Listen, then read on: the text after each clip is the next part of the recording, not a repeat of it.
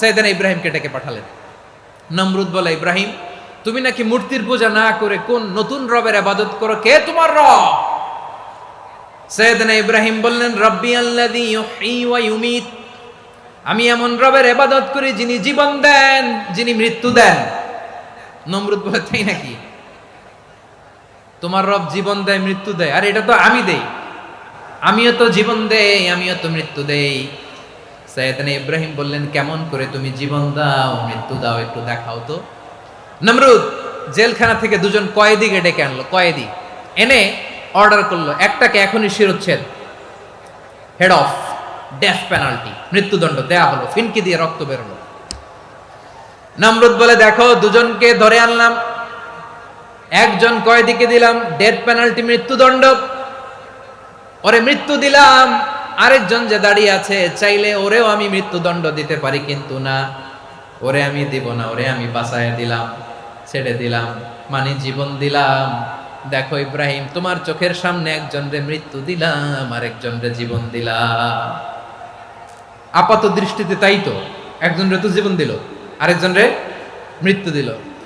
সাইয়েদনা ইব্রাহিম এবার বিপাকে পড়ে গেলেন, কিন্তু এক একজন নবীকে আল্লাহ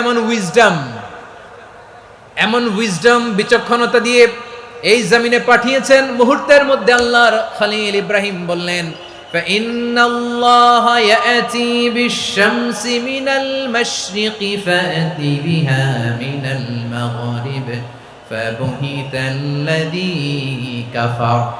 আল্লাহর খলিল ইব্রাহিম বললেন, নমরুদ বুঝলাম তুমি জীবন দাও মৃত্যু দাও দেখলাম, কিন্তু আমার রব, আমার আল্লাহ প্রতিদিন সকালবেলা উষা লগ্নে ওই পূর্ব দিগন্ত থেকে সূর্যটাকে উদিত করেন, সাঁঝের বেলা, বিকেল বেলা, কুথুরি লগ্নে, সন্ধ্যা বেলা ওই দ্বিপ্রহরের জল জলে সূর্যটাকে পশ্চিম দিগন্তে ডুবিয়ে দেন।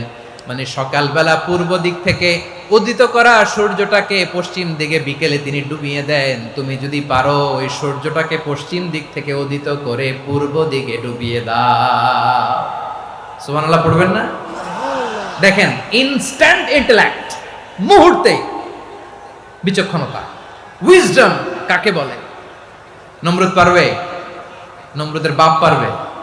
ওর দাদা, ওর 14 গোষ্ঠী, গোটা বিশ্বের সব ক্ষমতাধর রাষ্ট্রনায়করা একসাথে হলে পারবে?